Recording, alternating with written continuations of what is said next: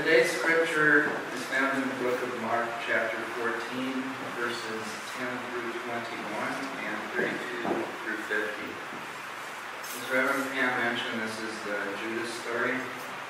I'll be reading from the Revised Standard Version, which is a revision of the King James Version, the Revised Version, and the American Standard Version.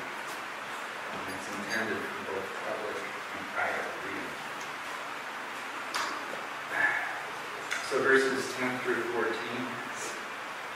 Then Judas Iscariot, who was one of the 12, went to the chief priests in order to betray him.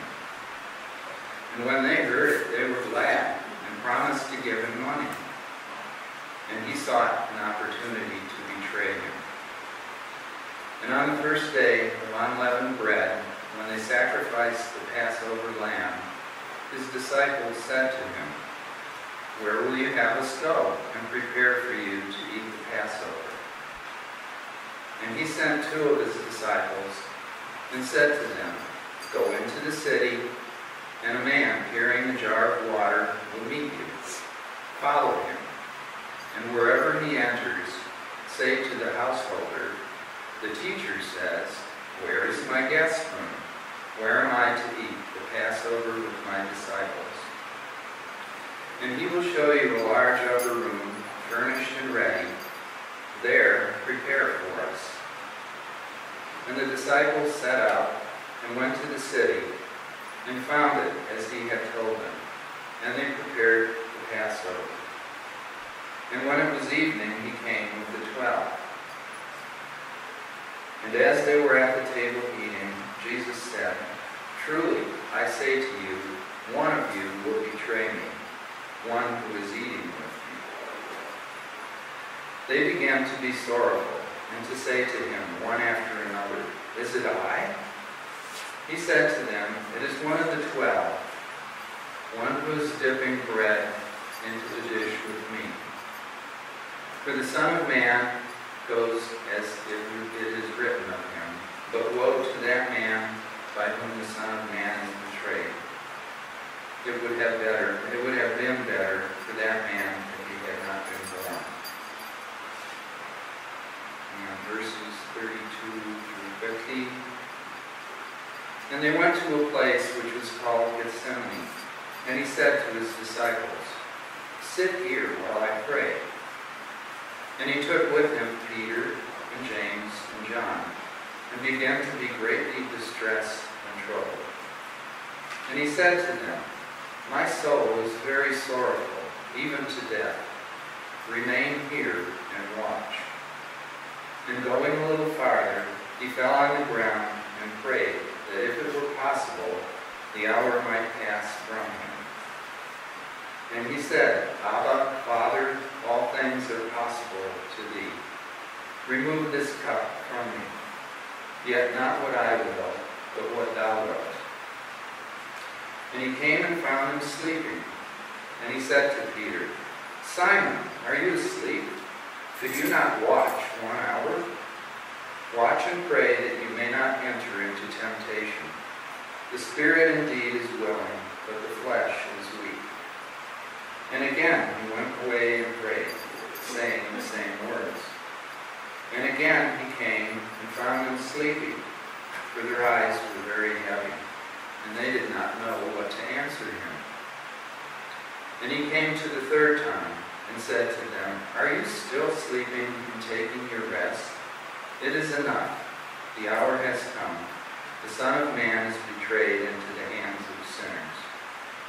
Rise, let us be going. See, my betrayer is at hand." And immediately, while he was still speaking, Judas came, one of the 12, and with him a crowd with swords and clubs, from the chief priests and the scribes and the elders. Now the betrayer had given them a sign, saying, "The one I shall kiss is the man. Seize him and lead him away under guard." And when he came, he went up to him at once and said, "Master," and he kissed him. And he laid hands on him, and they laid hands on him and seized him. But one of those who stood by drew his sword and struck the slave of the high priest and cut off his ear. And Jesus said to them, "Have you come out as against a robber with swords and clubs to capture me? Day after day I was with you in the temple teaching, and you did not seize me. But let the scriptures be fulfilled." And they all forsook him and fled.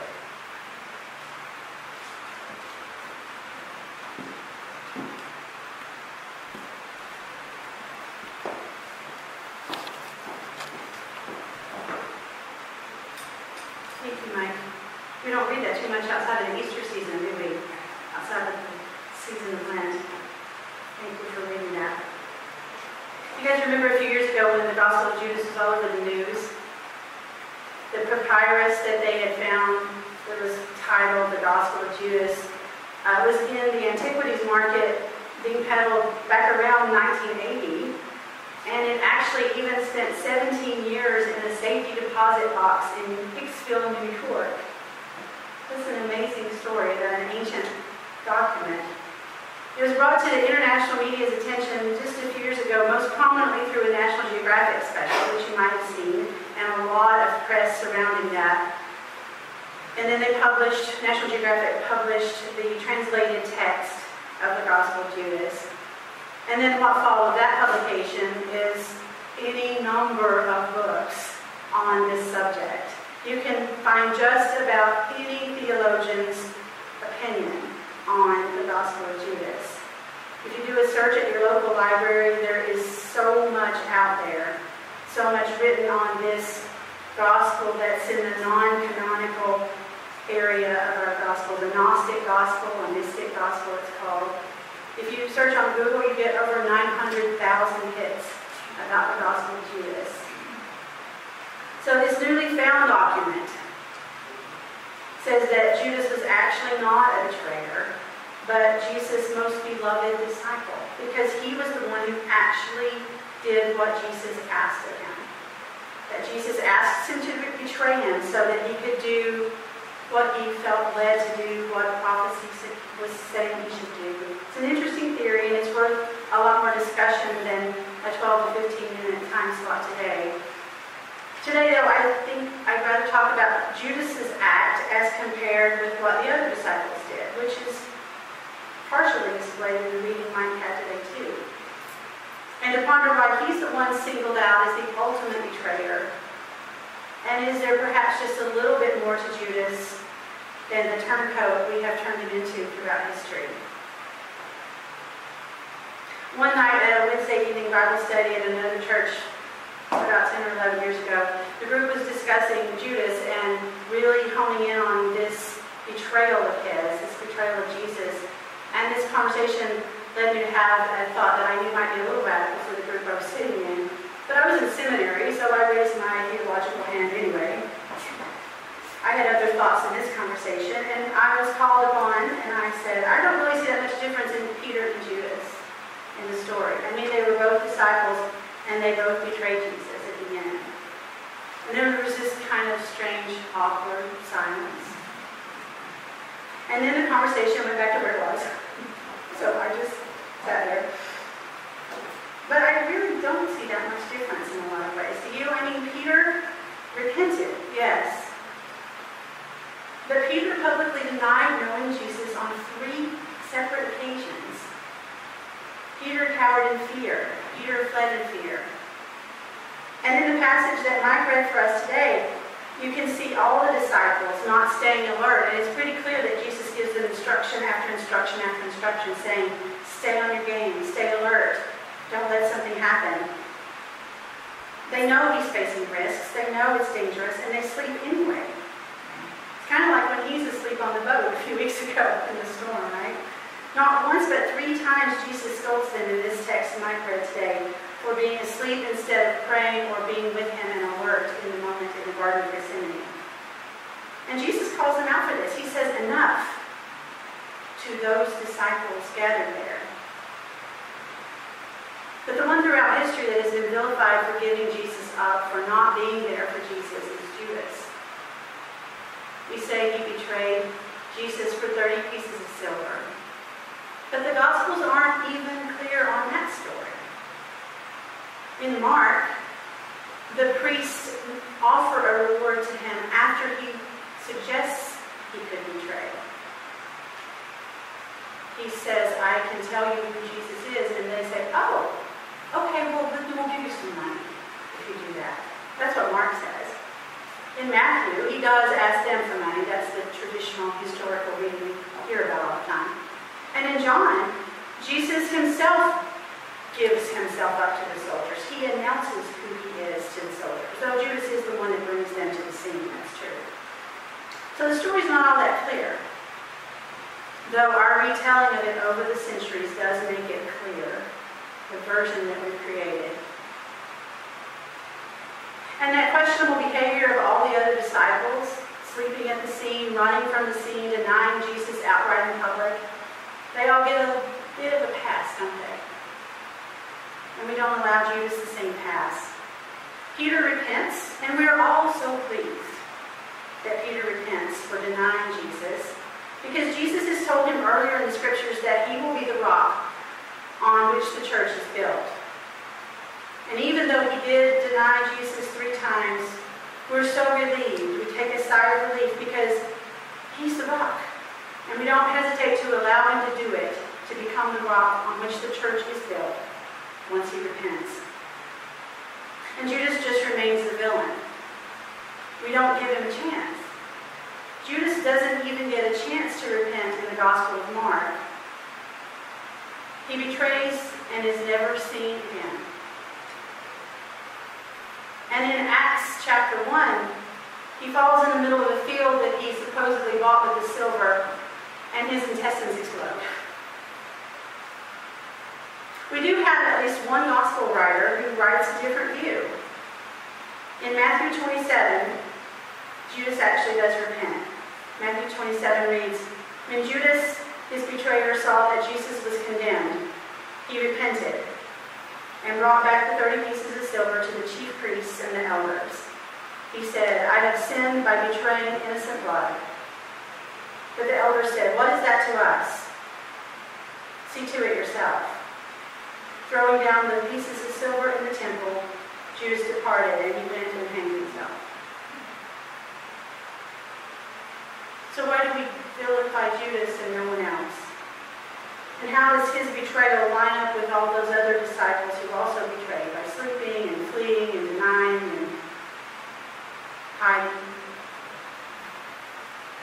In the end of the Passion story, every single disciple has left Jesus alone to be arrested, whipped, and crucified.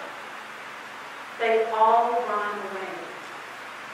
Now, some accounts do suggest that there were women who were probably also called his disciples, and that they did stick around. But those beloved 12, they're gone.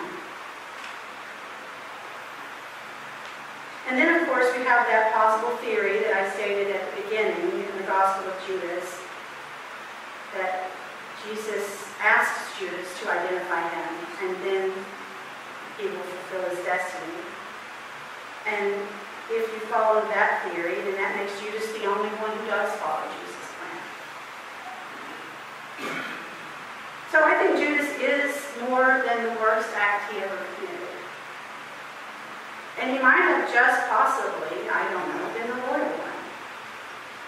And he certainly gets a far more difficult retelling of history than his brothers in the faith. It's hard to make sense of exactly how and why he became the ultimate bad guy, but he did. I think, more importantly, possibly, it also highlights a tendency of our human condition to need to blame someone. We all do it. Whenever things go wrong, we almost immediately look for someone to blame. Or if things don't seem to turn out the way we expect them, we start complaining and finger-pointing. The truth is, we're all capable of leaving the scene of following Christ. In fact, most of us, on any given occasion, have done just that. We're all guilty of denying, on some level, that we know and live with Jesus. We're all guilty of choosing to run away instead of following the commandment to love our neighbor. We're all guilty of betraying Jesus in a multitude of little and big ways all the time. And in a world that's less and less Christian every day, it gets easier and easier to do. But we don't align ourselves with Judas, do we? We just leave Judas out there by himself to take the fall, to be our scapegoat. We need that. We need Judas out there so we can say, see, we're not like that.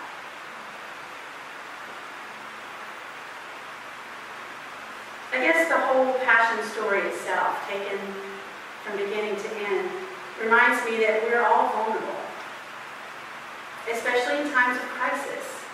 When crisis hits, you do crazy things. You know that. We're all vulnerable of doing that which is not necessarily the most honorable thing to do. We're all capable of abandoning our faith and seeking some sort of worldly reward. We're all capable of denying Jesus when it feels uncomfortable for us to stand up for him. We're all capable of pointing a finger and saying someone else is worse at this than we are.